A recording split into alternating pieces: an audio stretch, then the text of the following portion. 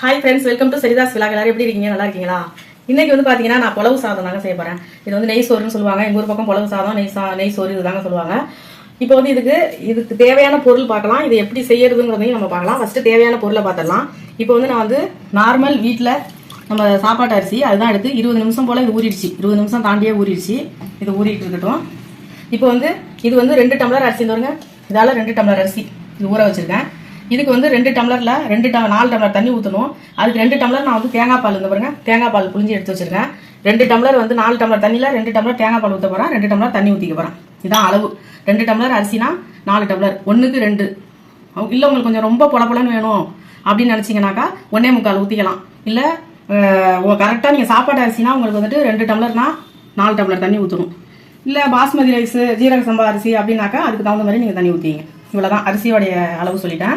அடுத்து வந்து இந்த பொருளெல்லாம் பார்த்தலாம். ஒரே ஒரு வெங்காயம் தான் இதுக்கு நீட்டாக அரிஞ்சு வச்சிருக்கேன், பெரிய வெங்காயம். தக்காளி இதுக்கு ரொம்ப போடக்கூடாது.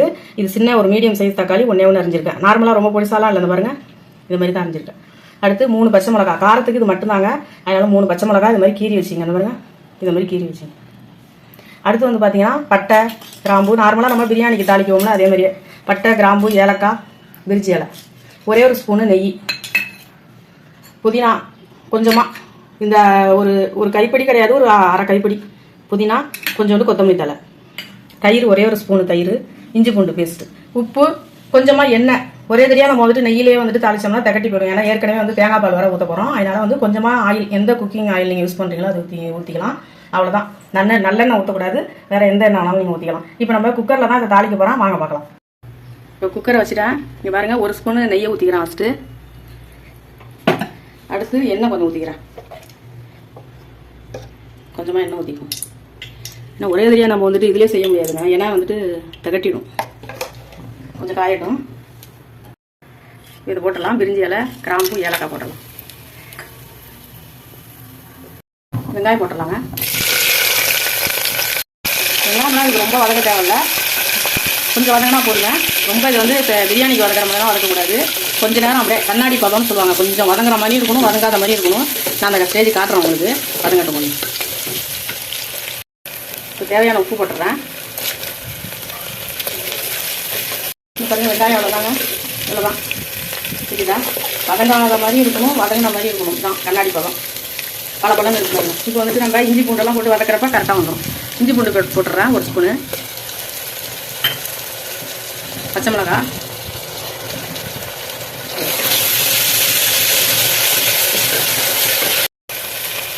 இஞ்சி பூண்டு ஓரளவுக்கு நல்லா வதங்கிட்டு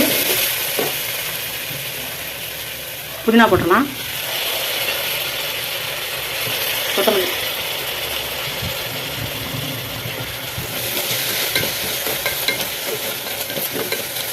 இந்த புதினா மல்லி வாசம் தான் இதில் நல்லா எடுத்து கொடுக்கும்.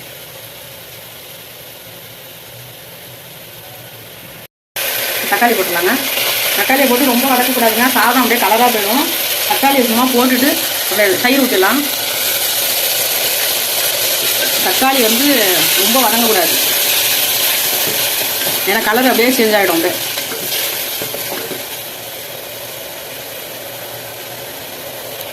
அவ்வளோதாங்க. தக்காளி பாருங்கள் அப்படியே முழுசாகவே தான் இருக்கும். அது அப்படியே சாதத்தோடு உங்களுக்கு வந்துட்டு அப்படியே வெந்துடும். அவ்வளோதான். இது வதக்கணும்னாக்கா சாதம் கலர் ஆகிடும். அவ்வளோதான். இப்போ வந்து தேங்காய் பால் வச்சுருக்கோம்ல 2 டம்ளர், அதை ஊற்றிடலாம்ல. அடுத்து தண்ணி 2 டம்ளர் ஊற்றிடலாம். 2 டம்ளர் தேங்காய் பால் ஊற்றிட்டா 2 டம்ளர் அதே இதில் தண்ணி. அவ்வளோதான். இப்போ இது வந்து தண்ணி வந்து கொஞ்சம் நல்லா கொதிக்கட்டும். கொதிச்சதுக்கப்புறம் நம்ம அரிசி போட்டலாம். கொஞ்சம் தண்ணி வந்துட்டு நல்லா கொதிக்கட்டும். உப்பு இப்போலாம் உப்பு எப்படி என்னன்னு உப்பு ஒரு கல் தூக்கலாக இருக்கிற மாதிரி பார்த்துங்க. கொஞ்சம் வந்து கறிக்கிற மாதிரி இருக்கணும் லைட்டாக, அப்போ தான் சாப்பாடு வந்து சாப்பிடும்போது கரெக்டாக இருக்கும். இப்போ தண்ணி கொதிக்கிறப்ப நம்ம உப்பு பார்த்துக்கலாம். பாருங்கள் தண்ணி வந்துட்டு கொதிச்சிருச்சு பாருங்கள். இப்போ நம்ம அரிசி போட்டுடலாம். அரிசியை தண்ணி இல்லாமல் நான் வடித்து வச்சுருக்கேன்.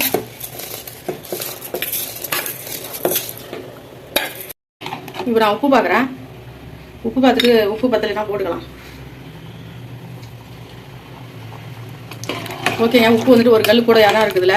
இப்போ மூடி வச்சா கரெக்டாக இருக்கும். நம்ம மூடி வச்சிடலாம். குக்கர் மூடி போட்டு மீடியத்தில் வச்சு, ரொம்ப ஹை ஃப்ளேமில் வைக்காதீங்க, மீடியமாக வச்சுட்டு ஒரு 3 விசில் இல்லை 4 விசில் அவ்வளோதான், அதோட ஆஃப் பண்ணிடலாம். இப்போ நான் மூடி வச்சிடறேன். இப்போ பாருங்க குக்கர் இறக்கி வச்சாச்சு. இந்த பாருங்க ப்ரெஷரும் அடங்கிடுச்சு. இப்போ நம்ம எப்படி இருக்கு பார்க்கலாம். சூப்பர். நடுவில் எடுக்காதீங்க, எப்போதும் சாதம் இந்த மாதிரி ஓரமாக எடுங்க. அந்த பாருங்க சூப்பராக இருக்குது. எப்படி இருக்கு பாருங்க, போல சூப்பராக ரெடி ஆகிடுச்சு புலவு சாதம். இது மாதிரி நீங்களும் ட்ரை பண்ணி பாருங்கள். இப்போ இறக்கி வச்சாச்சு. நம்மளும் எப்படி இருக்குன்னு செக் பண்ணியாச்சு. மேலே இப்போ லைட்டாக கொஞ்சமாக ஒரு அரை ஸ்பூன் நெய் ஊற்றுங்க, நல்லாயிருக்கும். அவ்வளோதாங்க. சூப்பரான ஒரு புலவு சாதம் அருமையாக ரெடி பண்ணியாச்சு. இதுக்கு வந்து chicken gravy, mutton gravy, chicken குழம்பு எல்லாமே சூப்பராக இருக்கும். இது மாதிரி நீங்களும் ட்ரை பண்ணி பாருங்கள். எப்படி இருந்துச்சுன்னு எனக்கு கமெண்ட் பண்ணுங்கள். இந்த வீடியோ உங்களுக்கு பிடிச்சிருந்தா லைக் பண்ணுங்கள், ஷேர் பண்ணுங்கள், சப்ஸ்கிரைப் பண்ணுங்கள். நன்றிங்க.